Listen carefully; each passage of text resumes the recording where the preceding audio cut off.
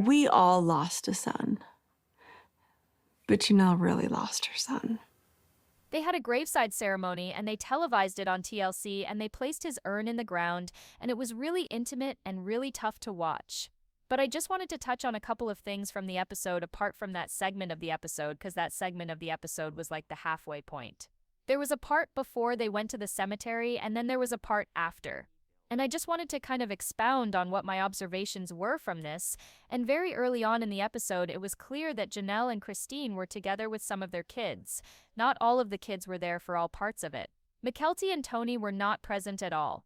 I believe that this occurred to coincide when they were relocating or in the process of relocating to North Carolina, so that might have been the reason. So Mykelti and Tony were not present at all. And to the best of my knowledge, the remainder of the siblings were present. Logan was on the camera, but he did not say anything. Hunter was there, but he wasn't in any of the parts of the episode where they went fishing. Logan too. They didn't include themselves in any of that either. Gabriel was there. Christine's kids, except for Mykelti, were all there. And then Audrey and Leon were there. So all of the siblings except Mykelti, and of course Garrison wasn't there because it was his funeral, and then Meri was present, but Meri wasn't with them. Didn't remain with Janelle and Christine, and Meri wasn't present for the filming when they did the filming with even Leon. So I don't think Meri just wasn't invited and she wasn't included in doing that sort of thing just because they're not friends, and Leon chose to spend time with their siblings, and that there was other stuff that Leon did with Meri behind the scenes, but Leon was present during filming with their siblings. So it actually really did feel good to see Leon with Audrey, and they actually really seemed so heartbroken about it all. So it was, really clear in this episode that death of Garrison did not bring any sort of reconciliation with Kody at all, most particularly when adult children were present with Christine and Janelle, and even at the graveside, none of the two sides did interact. So when they were actually face to face, Kody was on one side with Robyn and her kids except Dayton, and then on the other side, there was like all the rest. Honestly, it was like Kody and Robyn on one side and all the rest on another side. And there was no looking interacting between the two sides. They held their distances. There was a very clear disconnect between them. There was a very clear not wanting to communicate between them, and there was a clear no reconciliation occurred. Okay. And Janelle did mention that this death has been a good reminder for the siblings. And by the siblings, she is referring to the children with her, Christine and Meri. And how all those children have managed, at least some of them, to repair some of the fences, some of the hurts between them, resolve some of their conflicts, connect more and communicate more and be in one another's company more. And they check in more and they talk more with each other. It's assisted in forming just kind of like a glue with them again, where they're just kind of reminded of what matters. It's strengthened them in their relationships, and it's strengthened them to sort of put aside their differences between all of the kids, minus Robyn's kids. There was no conversation at all between Robyn's kids and the kids that the OG3's original kids. So there's this like clear distance. There's all these other competing narratives. And I do feel like this episode was executed a whole lot better in that it featured a whole lot more of Janelle and Christine and their children, those who were actually affected by it, those who stayed close to Garrison. I felt like there was more time allotted for them to share their feelings and thoughts and to speak, and to share their memories. There was time for Christine and to Janelle to sort of speak through, their own loss and their own struggles with all of this. And it was good to see, although it did feel so invasive and a bit exploitative, it was just good to see that Christine and Janelle were there for one another. And I think what I've learned strangely about this is that I had lots of questions about David, Christine's husband, at first. I had some concerns about his past, and like, was he in this for the right reasons? Is he a good guy? And he is just like the most solid guy ever. All the kids adore him. He's like a rock for Christine. He appears like he's a rock for her children. He and Truly clearly have a fantastic relationship, and he just sort of just fits in like so easily with those with the family. It's like he was always meant to be there. So I'm just happy that Christine has such a wonderful SP partner in this.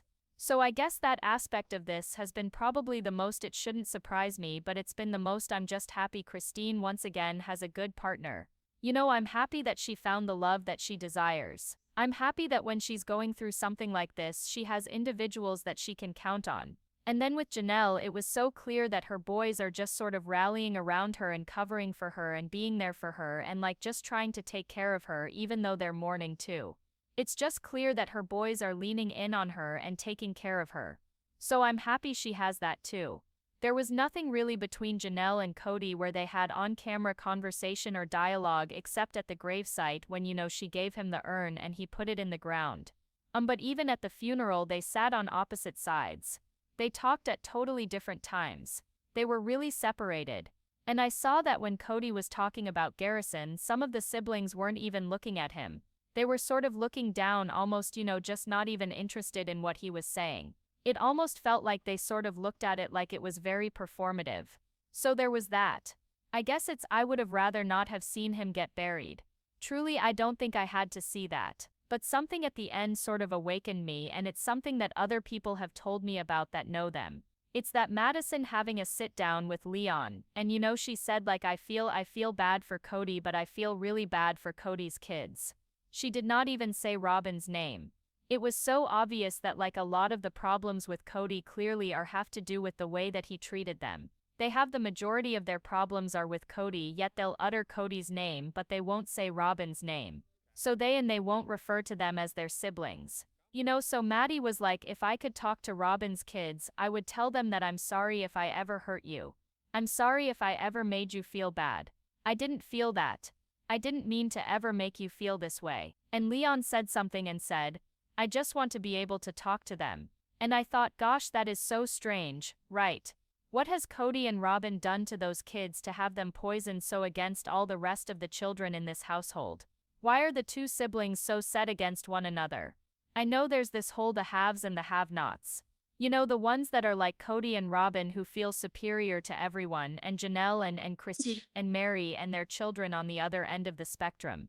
And that was all also so apparent just in the way Robyn and Kody arrived at the gravesite where they all were like done up and very dashing. And then a whole lot on the other side where Janelle and Christine and the children were, they were there more informally, in respect for the informality of Garrison. So it also seemed like that kind of contrast, like they're all dressed up like they're in church, and the other side was sort of more informal. That was just another note I took. But what if they told them that it's so impossible for them to even have a conversation that they can't even contact them in order to have a conversation because it's being controlled and dictated through Robyn and Kody? These are adults that they clearly could have a conversation with. And I know that if your siblings blocked you and if your siblings don't want to speak with you, that's okay. You completely should respect their boundaries. But in this situation, I think all of the issues with the siblings are due to what Kody and Robyn have said and done to taint them against those children. And I think in part a lot of that is because they don't want the children to all speak and have a chance to make amends and get the reality about who was the one that was putting things into our heads about them. Because it was really Robyn that is constantly bringing the message and the undertone of what she believes other people are thinking about her. And she's the one who was traumatized and rejected, right, by the other OG3 children. And she transferred that to her children. They don't like me, so they don't get to be friends with them. Right. And of course the OG3 children struggled to acclimatize. And they did it all on television, which was a terrible concept when they combined the families, and Kody just left and ran off into the sunset with Robyn and the children. I mean, that's really what he did. There's years and years and years of anger and an aggravation. But that even at the funeral they weren't able to talk. Even at the funeral they didn't speak. Even at the funeral Kody didn't speak to any of his children who weren't Robyn's children that were he only spoke with Robyn's children. He didn't speak with any of his other children. So when I think of it that way, it's like you don't even have anything to do with your other children, the siblings, the direct siblings that are relevant to Garrison, but then you're present making this entire commotion about Garrison when you don't even have a relationship with his siblings. I felt really this is so strange.